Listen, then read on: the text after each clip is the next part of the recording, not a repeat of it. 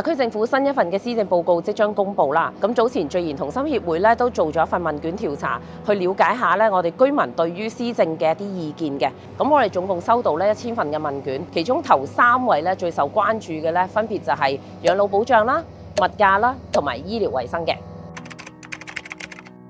咁首位嘅養老保障咧，其實居民除咗關心養老金有冇得增加、敬老金等等嘅長者福利嘅水平之外咧，大家更加會關注咧，就係隨住我哋嘅老齡社會，長者得唔得到好嘅照顧？咁亦都希望政府咧可以投放足夠嘅資源啦，無論從長者嘅院舍或者一啲護理嘅服務，以至一啲上門嘅支援嘅服務咧，都可以更加多嘅開展。咁而長者嘅生活入邊咧，亦都會關注到譬如長者嘅住屋啊等等方面嘅問題。特區政府咧係有需要完善澳門嘅長者服務體系，喺原有嘅基礎之下咧，加強支援我哋嘅長者服務嘅。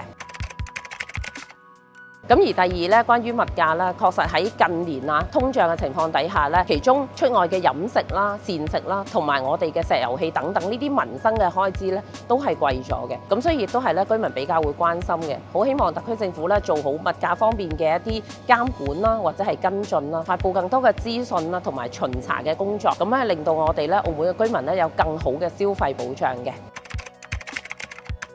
而第三咧就係醫療衛生啦。咁喺原有咧澳門嘅醫療服務咧都係做得唔錯嘅。咁譬如我哋有一個比較大嘅一個免費醫療網啦，咁亦都喺醫療質素上面咧有一定嘅改善。咁隨住協和醫院亦都投入咗運作啦，居民其實會好關心未來特區政府咧點樣更加進一步完善我哋嘅醫療嘅服務，無論係一個輪候嘅時間啦，或者係各方面嘅醫療嘅水平上面嘅提升啦，都係咧涉及到澳門居民嘅一個醫療衛生方面嘅保障。與此同時咧，亦都好希望特區政府咧做好公私營之間嘅協作，除咗咧可以提升啦居民使用醫療服務嘅嗰個便利性之外咧，其實亦都更加多地做好我哋嘅健康促進啦，同埋預防嘅工作。畢竟有好嘅身體咧，我哋先至可以咧有更好嘅生活環境嘅。咁所以以上3項咧都係我哋收到嘅意見啦。嚟緊喺行政長官答問啦，同埋施政辯論嘅期間咧，我哋都會向政府提出，希望咧大家共同去做好澳門呢方面嘅一啲工作嘅。